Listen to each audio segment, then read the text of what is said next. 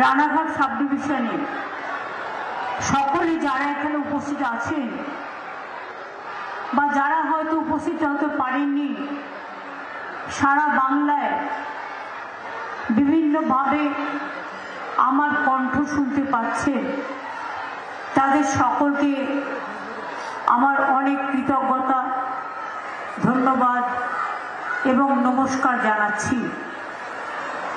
আমি প্রশাসনকে ধন্যবাদ জানাচ্ছি এই কারণে, আমার সাথে আজকে চিফ সেক্রেটারিও এসছেন এবং নদিয়ার এই পবিত্র মাটি থেকেই আমরা আজকে আরো 20,000 কিলোমিটার নতুন রাস্তার উদ্বোধন করে দিলাম, যেটা আগেও আমরা করেছি অনেকবার।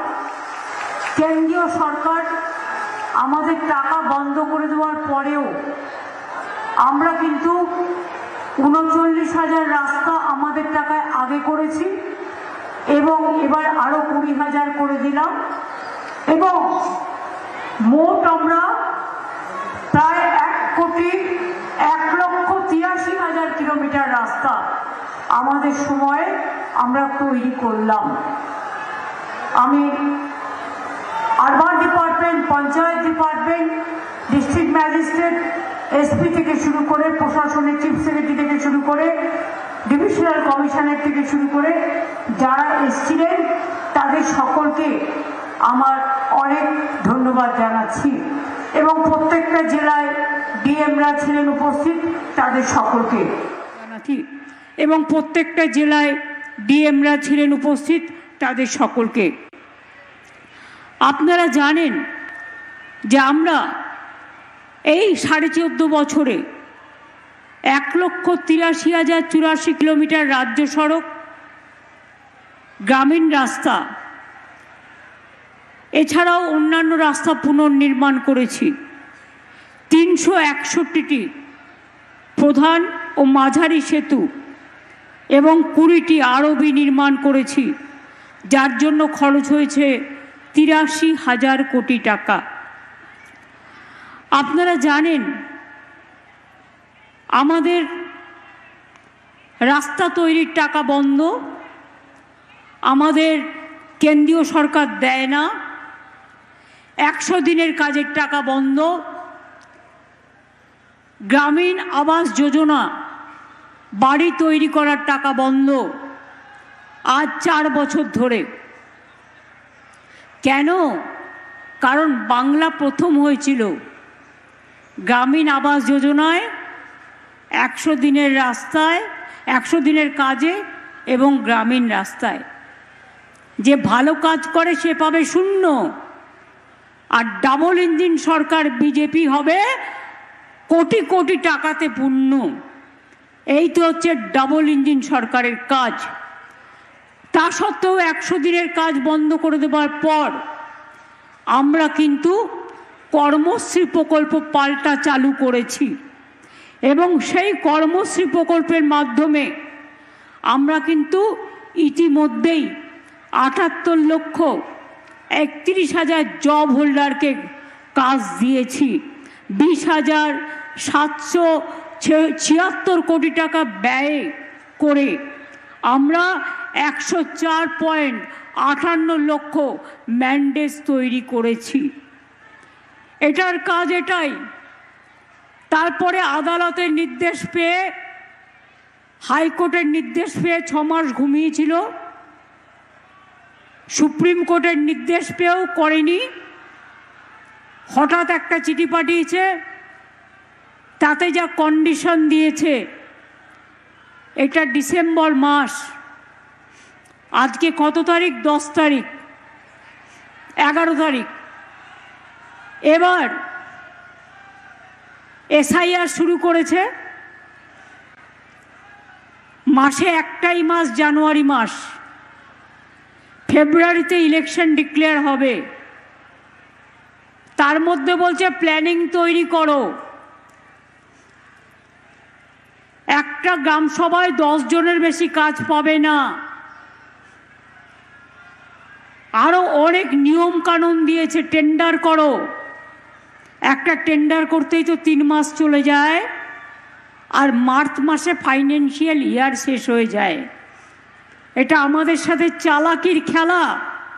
আমরা বলি 4 বছর যখন দাওনি, 5 বছর যখন দাওনি, তোমাদের ভিক্ষে আমরা চাই না।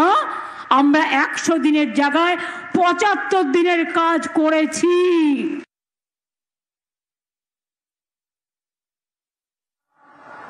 আজকে কর্মশ্রী প্রকল্পে অ্যাভারেজ 70 দিনের কাজ হয়ে গেছে এবং আরো 5 থেকে 10 আমরা আরো করব।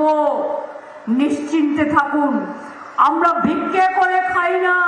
এটা চৈতন্যর দেশ, এটা রামকৃষ্ণের দেশ, এটা স্বামী বিবেকানন্দের দেশ, এটা রবীন্দ্রনাথের দেশ, এটা নেতাজির দেশ, এটা নজরুলের দেশ, এটা বাবা সাহেব আম্বেদকরের দেশ, এটা প্রমোদনাথ ঠাকুরের দেশ। মনে রাখবেন, হরিগুরুচাঁদের দেশ। এটা মনে রাখবেন যে এটা হচ্ছে আমাদের অনুকূল ঠাকুর বলুন, লোকনাথ ঠাকুর বলুন, আমাদের মন্দির বলুন, মসজিদ বলুন, গুরুদ্বারা বলুন, গির্জা বলুন, চৈতন্যদেব শান্তির বাণী নিয়ে এই নদিয়া জেলায় পদার্পণ করেছিলেন। নবদ্বীপ ধাম তার সবচেয়ে বড় উদাহরণ এবং সেই নবদ্বীপকে আমরা হেরিটেজ টাউন হিসেবে ঘোষণা করেছি। আমি দু একটি কথা বলার আগে বলি, আমার অনেক সহকর্মী এখানে উপস্থিত আছেন,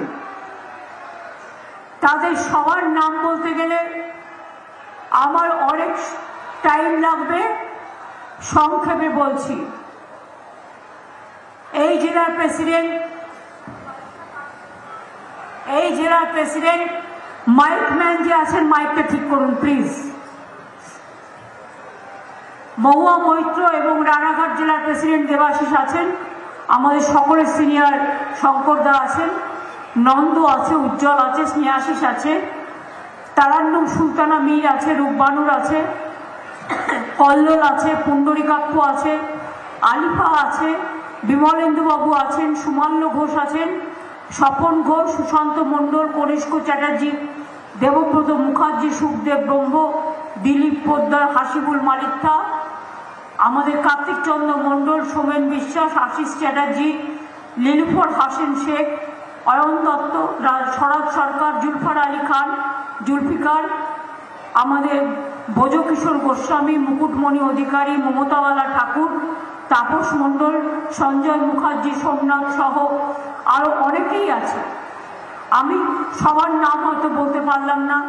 জুলফার আলী খান, জুলফিকার, আমাদের ভোজকিশোর গোস্বামী, মুকুটমণি অধিকারী, মমতাওয়ালা ঠাকুর, তাপস মণ্ডল, সঞ্জয় মুখার্জি, সোমনাথ সহ আরও অনেকেই আছে। আমি সবার নাম হয়তো বলতে পারলাম না, তার জন্য আমি দুঃখিত। আর যারা উপরে বসে আছে তারা সংখ্যায় কয়েকজন, কিন্তু নিচে যারা বসে আছেন তারা অসংখ্য। তারা কিন্তু আমাদের দলের সম্পদ এবং তারাই কিন্তু মামাটি মানুষের সম্পদ। তাদের কথা তারা আমাদের হৃদয়ে আছে, আমার মণিকোঠায় আছে, হৃদয়ের মণিকোঠায়। আপনারা জানেন এই নদিয়া জেলার দিকে কেউ আগে ফিরেও তাকাতো না রাজনীতি করা ছাড়া। আমরা আসার পর নদিয়া জেলায় 95টা স্কিম তৈরি করেছি সারা পশ্চিম বাংলায়, যার সব সুযোগ আপনারা পান।